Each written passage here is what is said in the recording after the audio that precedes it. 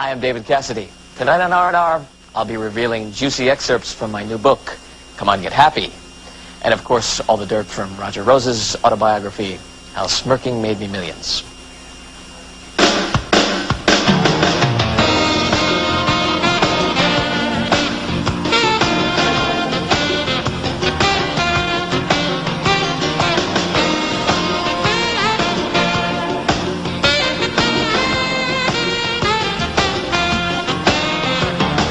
Wow, welcome to R&R, ladies and gentlemen. We're live on America's Talking. Can you believe it? Cassidy, David. Can I hear some, Yeah. That's about it. People are going, sick. Can I just do the opening? Will you let me do the opening? Go ahead, It's okay, thank you. certainly. He touched me. Later in the program, supermodel extraordinaire Beverly Johnson and singer-actress Danielle Brisbois. If this is not a show to videotape, I don't know what else I don't is. know what is. Now, you know... Pretty frightening. Is this actually going on out live? This is live. Can I Someone is actually out there watching? Well, you know, the family. Yeah. My cousin Ed. Yeah. Do you know, now, 25 years ago, watch this segue now, because I am known as the king of segues. Yes, 25 years ago was the big Apollo 11 liftoff. You know about that, right? Yeah. And I saw that. I was there. I saw the rocket go off and everything like that. And my mom said, "Oh, isn't that cute?" I'm going, "Mom, it's a Saturn V." It's a, you know, and she Isn't that cute? Isn't that cute? Well, you know, moms do that. Yeah. 25 years ago, this man, see, the king of segues, you like how I did that? See how? Wow. Woo! Scary. This man started an amazing career. A man who at one time had the largest fan club of any celebrity in... Read that stuff now. Thank you. Go ahead, read that. Work with me. In Hollywood. Next to Frank Sinatra, I would say you were the biggest teen idol. You're going to be on in about an hour. Yeah. He has been characterized as a rock and roll sensation, an actor, a Broadway performer, and now, most recently, an author of his own autobiography. Right here, ladies and gentlemen. Are we here? Good. We're on this camera. Hello, Mr. Flagman. Come on, get happy. Come on, get happy. Yeah, and then, well, is it really Come On, Get Happy? Or I don't know about you, but I'm starting to get happy. Fear and Loathing on the Partridge Family bus. Is that the title, or is it Come On, Get Happy? It's Come On, Get Happy, Fear and Loathing on the Partridge Family bus. So which one is it? Well, Never mind. You know, if you buy the red version, which is this version here, the first half of the red version is actually much better than the blue version. Why? Well, it's more in depth. I think the blue version's a little lighter. So you would call that the White Album? Well, what do you think about it? You know, don't ask me why they did this. Everything in business now is a marketing idea. Yeah. It was a marketing guy's idea. People have been busting me about this the last month. Because that you have I've been different out colors flogging book. this book, Now, wait a minute. which coincidentally is why we're here tonight. I have in front of me, ladies and gentlemen, Yeah. How Smirking Made Me Millions by Roger Rose. Hey, just wait a second. Okay. There, smirking break. Okay, now, are you sick and tired of talking about the Partridge Family? Absolutely sick and tired of it. Which is why I came and wrote this little book. Now, honestly, I loved it. And I'm going to be completely and totally candid with you. Please about do. it. I shall be. The Partridge Family was a wonderful experience on so many levels because I got to do what probably everybody dreams about, which is that, you know, the Beatles broke when I was 13 years old. And, you know, I picked up the electric guitar the next day and I went out and played in really bad rock and roll bands for 4 or 5 years. And I became an actor the last year in high school, and I became very serious and focused about my career. I moved back to New York and was studying back in New York, and which is where we are now, isn't it? Well, actually, it's your homeland, New Jersey. Yes, in fact it is. Yes, yes. I moved back near my homeland of New Jersey. Fort Lee, New Jersey, the Hollywood of the East. And I started studying, and I got a job in a wonderful Broadway production directed by George Abbott. And I was a very serious, focused young actor. I moved out to Los Angeles and started working in television, and I became very successful pretty quickly. And at 19 years old, was actually paying my own rent without working as a waiter or anything else, solely as being an actor. And I moved out and had a roommate, and we were getting by, and it was great, and it was exciting. And I got sent this script called The Partridge Family. It was actually called The Family Business. And I thought, when I read it, I had 6 lines in the pilot episode. Right. And the deepest one was, "Mom, can I borrow the keys to the bus?" Oh, and did you read it like that? That's sort of... "Mom, can I borrow the keys to the bus?" I said, you know, I don't get it. It doesn't work for me. Right. I want to be an actor. And I was looking to do more serious work. And I had, at that point, had done leads in Marcus Welby, Ironside, you know, Bonanza, medical center, all that stuff. So you actually had met Chad Everett in person? Well, never mind. Go on. No one actually meets him in person, but okay. no, I did speak to the head, though. Oh, cool. No, I'm kidding. He was great. All of those people that were in television that I worked with back in those days, Robert Young, really actors that had, honed a lot of them. Had chops. Real chops, and they were very, very great to me. I had a wonderful experience in television. In a year, I did 10 leads, and then I got a pilot. And, what are the odds that a pilot that you do is going to sell? Right. The odds are 1 in 100 that it's going to sell, and the odds are 1 in 1,000 that it's going to be a hit. And who knew the next year that I not only would be making records and all of that stuff that you talked about, there'd be bubblegum cards, lunchboxes, comic books, and all that stuff with my name and face. You were like 19 years old. I was 19. I signed my name and my likeness away so that they were making dolls, lunchboxes, bubblegum cards, and all that. Before we go any further, let's take a look at a clip of the Partridge Family, just to refresh our memories. A little taste of the palate. Here you are in action. Hello? Oh, yes, Miss Kennedy. Danny's school teacher. Oh, no. I didn't receive your note. Oh, she gave Danny a note.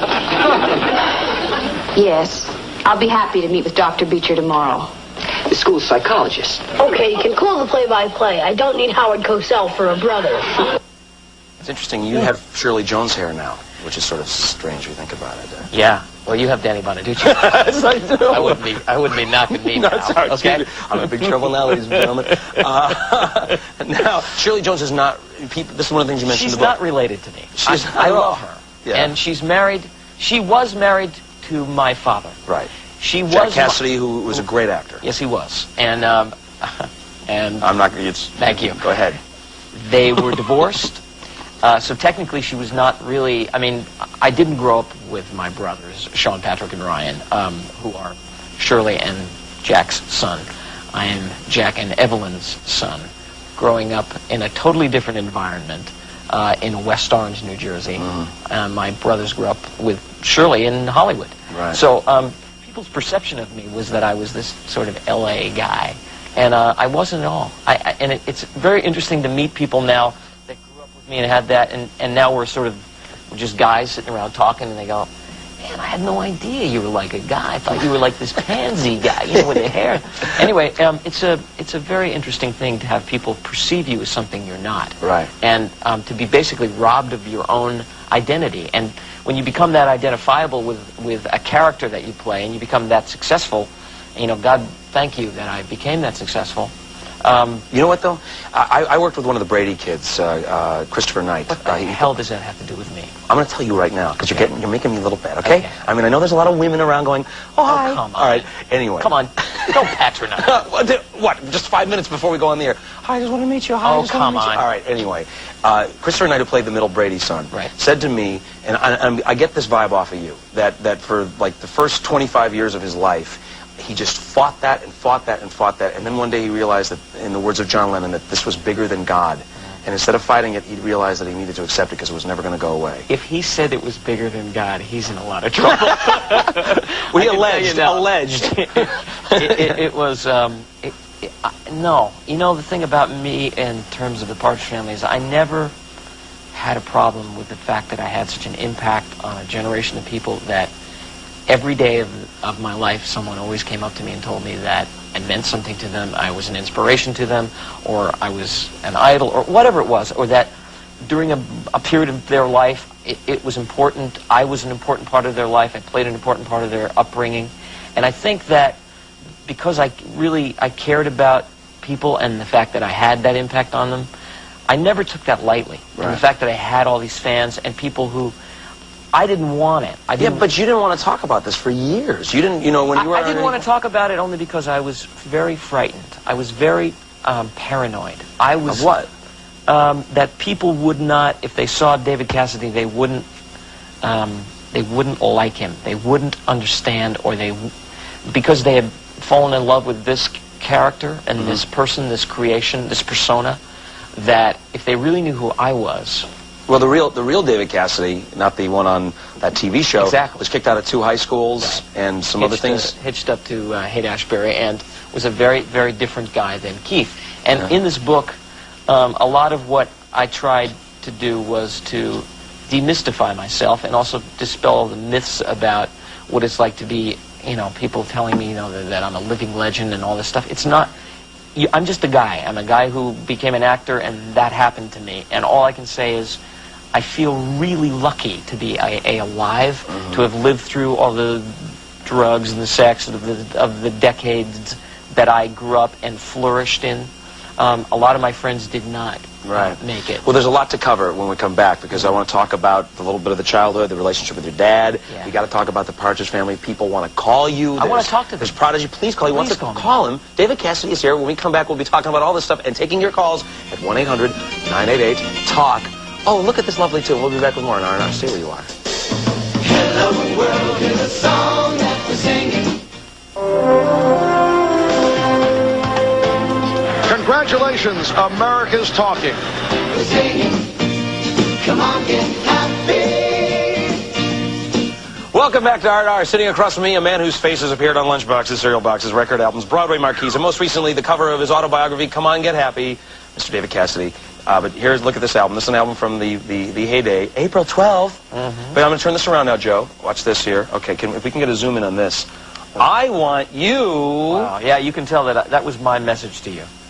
What is that? This was somebody who, of course, made $20 million doing this and promoting my fan club, the largest fan club in history here. Yeah. Greatest offer ever. Partridge Family Fan Club. Imagine the people that buy these things now. It's fortunately out on CD, but imagine people that buy these that have kept them that think, you know, I want to re-up for my Partridge Family membership. What are they thinking? They got to be thinking, you know, I wonder if I could still get those David Cassidy love beads in here. Ooh, the word David... Yeah, that velvet suit alone. No, the crushed velvet, yeah. Maroon crushed velvet.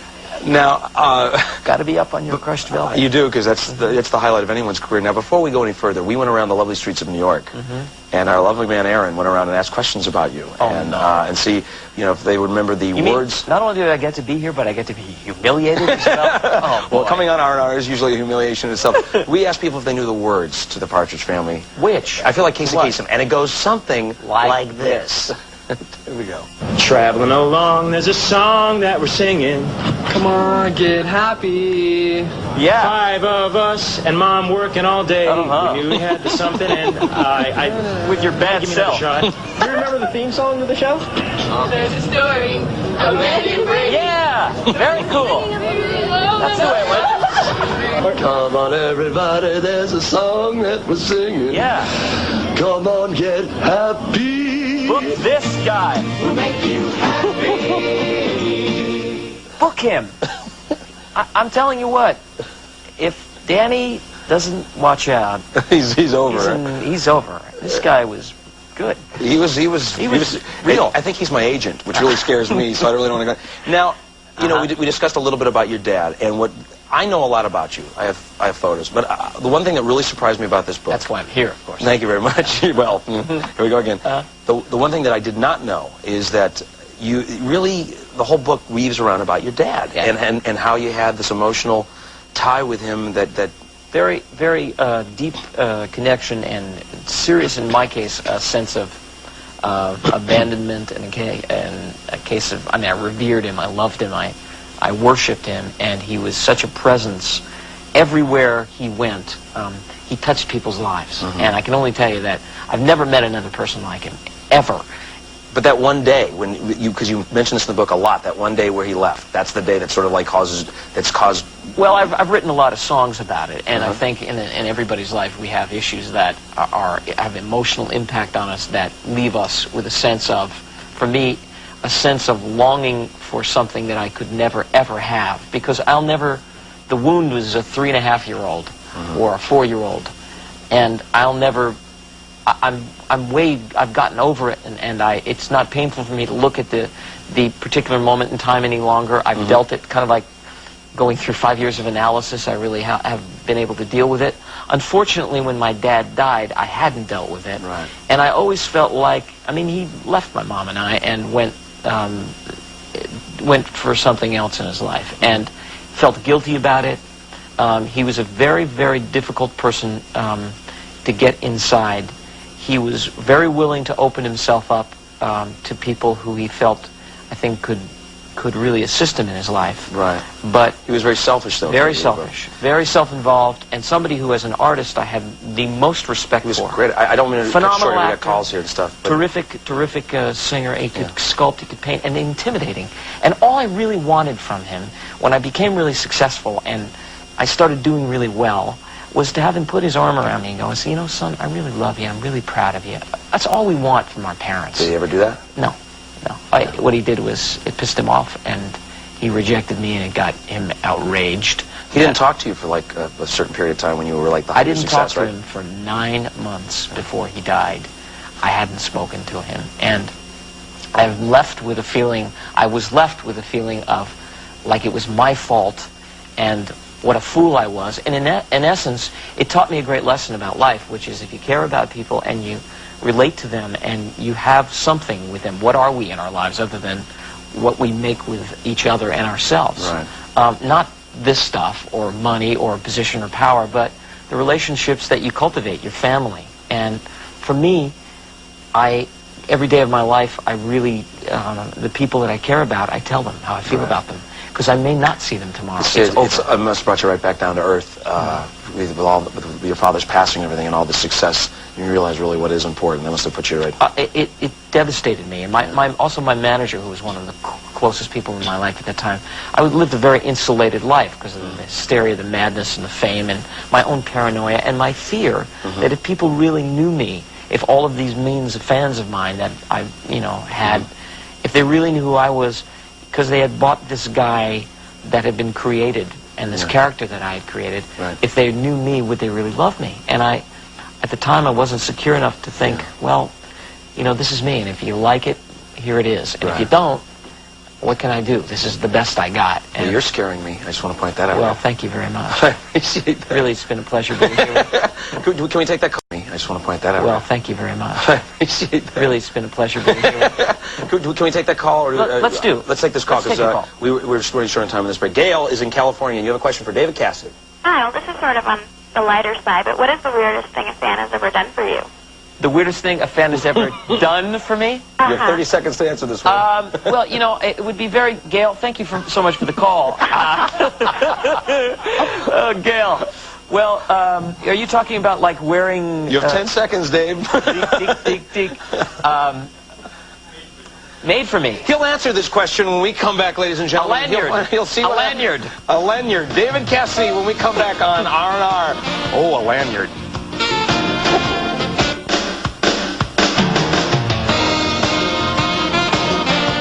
Place is on fire. Welcome back, folks. It's live on America's Talk. I'm sitting here with the man, the legend, the mensch, David Cassidy. If you have questions for him, dial us at 1-800-988-TALK. Please, you can stick with that lanyard thing? Yeah, I'm gonna have to stick with the lanyard. What is the craziest thing that a fan has ever done for you? Well, boy, I can only say that I'm glad that I have amnesia. Oh, man. And all right. Now I have to read the book. In the book, you talk about having relations with young ladies on a very major basis. And actually, what was amazing... When you were 21, weren't you doing that? No, I sat at home and I read. Anyway, what I was saying is that in the book it says here, because you wrote it, that... I'm trying to be as very diplomatic as I can. You go. Oh, but this is tough. That the only... when you were at the height of the Partridge Family, the only vision, the vice you had, or the only thing that you had of the outside world was like women and doing the nasty. So, what was... But I mean, you said that you wanted to talk about their lives and stuff. We lived in a much different world, though, in those days. And, talking about this guy, and I'm talking about this guy like it wasn't me. It was all me. But I'm telling you the truth.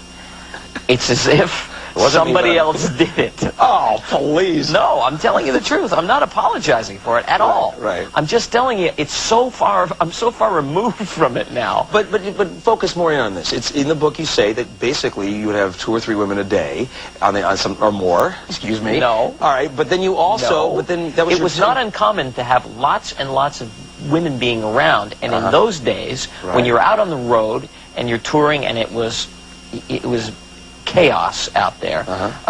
There were roadies, and There were lots of groupies. It was a thing of that era of the 70s that it was not socially incorrect or politically incorrect to be doing that either. But you want to answer my question. You said that the only people that you actually had contact with during that time were those girls. Well, no. The only people I would say that were from the outside, Right. because I wasn't walking down the street or standing in line in the market. Right, right. So, in a way, it was in a funny way, it was kind of like a fantasy for me to sit down and talk with them. They would come, you know, through roadies and people to get in to see me. Right. They'd be in the hotel lobbies or something, and I would sit down and I would actually sit and talk to them about really simple, mundane things. To them, might have seemed mundane. Like, what do you do?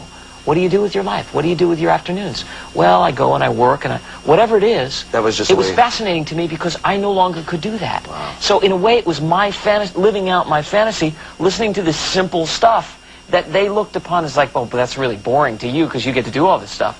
No, you don't understand. I really want to know what it's like to do that. Right. Because it had been, at that point, you know, 3 or 4 years since I had walked down the street. Huh. And I'm telling you, when it's taken away from you, it's like your freedom is taken away from you. You don't realize how much you covet it, how much you miss it. Right. And in a lot of ways, I felt a sense of connection with all of them through meeting one of them. Right. It's like I couldn't read 20,000 letters a week. I would read 1 or 2 or 5 or whatever it was.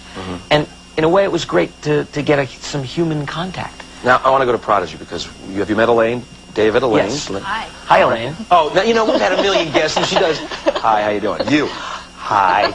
Okay, Elaine, what letter do we have for Mr. Cassidy? We have something from Ellen in New York, and she wants to know, for a few years there, you were kind of cranky when asked about your years as a teen idol. Then it seemed that suddenly you began to have fun with it.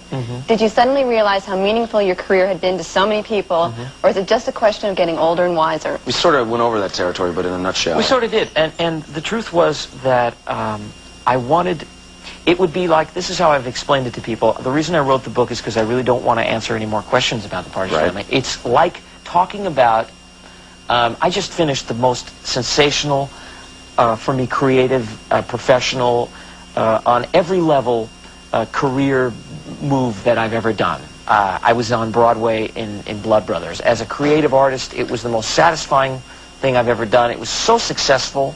It was wonderful for all of the reasons. Sean. Our brother Sean was in. On a human level, it reached heights that the Partridge Family could never even come close to. It only reached 100,000 people, or 250,000 people, let's say. And on a given night, the Partridge Family would reach 30 million people. Right. So the impact it can have on my career is never going to be anywhere near all over the world. It's been in reruns for 20 years, God knows. I know, and it's different generations. However, the Partridge Family was a great vehicle for me. It made me a star. It brought me into people's lives. And every day people come up to me and talk to me about it. As a creative idea, it was not the most exciting thing I've ever done. But it affected people. On a human level, it affected people's lives. It inspired people. I've had really fine artists come up to me and tell me that they became musicians or actors. And I'm incredibly complimented by Just it. those sweaters alone that you wore. I got Thank you a very, phone very call. much. Howard from Florida. No, your knitting is... yeah. Hello, Howard. Yes, hello. You're on Hi. with David Cassidy. Okay, great. I have a question for Mr. Cassidy. Yeah. I wanted to ask you if you ever watch your old films, and if you do, does it make you sad when you see yourself? That's a great a question, and I'll tell you why. I could be flip about it and say, boy, does it make me sad. In a way, I never watched them, but the other night I've been out on the road doing a promotion for my book the last month, and I've seen a lot of old clips. I saw an old clip of me on Bonanza that I hadn't seen in 25 years. I did it 25 years ago. I hadn't seen it since it was originally on, and it made me realize that my life has gone through so many metamorphoses, and that I'm so lucky to be able to do what I do and have a little glimpse of it, of what I looked like, what I felt like, what I sounded like, and who that guy was. Because I'm a very different person now than I was then. And it makes me sad only because I'd love to be doing that kind of work again, and it was good work. You were also great on that. I saw this. I didn't think anyone would even mention this. Was the police story you did? I remember that. I remember seeing that. I remember how great you really were kicking in that. Thanks. I want to go. I don't want to cut the show. There's so much to get to. You asked people in the streets of New York questions. Our guy Aaron went out again. We have to give him a plug. Yes. And people had questions for you about certain things. So why don't we go out to the lovely streets of New York and see what your first question is? How many times during the shooting of the Partridge Family did you just want to beat Danny Bonaducci senseless? Thank you so much for that question. How many times did I beat Danny? Danny is one of those guys that, you know, he's such a great person, but he's such a little... I kicked his butt so many times because he was constant. He was so obnoxious. He was such a, you know... He was the guy we saw on screen. And more, a lot more than that. He was such an arrogant little bugger. And it's because of his personality. I mean, I love him, and I think he's a real talent, and I'm really happy he's straightened his life out. I understand from not only from Roger, but from everybody who knows him, that he's done an incredibly bad infomercial that I haven't seen yet. And I can't wait to see it just so I can wind it and grind it into him. Oh, but the worst. He's a great person. He had a lot of problems in his life, which we now know about, which has been he's talked about on every possible talk show. But you know, I loved hanging out with him as an adult because everything that he had gone through as a kid, I saw. I knew it was going to happen to him. Everything, you know. Everything I had done as a teenager, he was on his way to doing, and I told him, and I busted him. Every time he was lying to me, I knew it always. So you dressed up in women's clothing? Always. Oh, no, somebody else. Now, when we come back, well, as a matter of fact, we're going to show one more clip here, but when we come back, we're also going to ask about your relationship with Shirley Jones. And then there was a romance, or maybe alleged romance, with Susan Day. We got to get to this. We have to. Alleged, yes. Maybe. Don't tip it off. But let's see one more question here, and then you can go home. Okay. Okay. He's looking at his watch. Let's see one more question. And we'll... David Cassidy, have you ever had an affair with Susan Day? Oh, well, we'll find out. Stay where you are. Oh, here on R&R.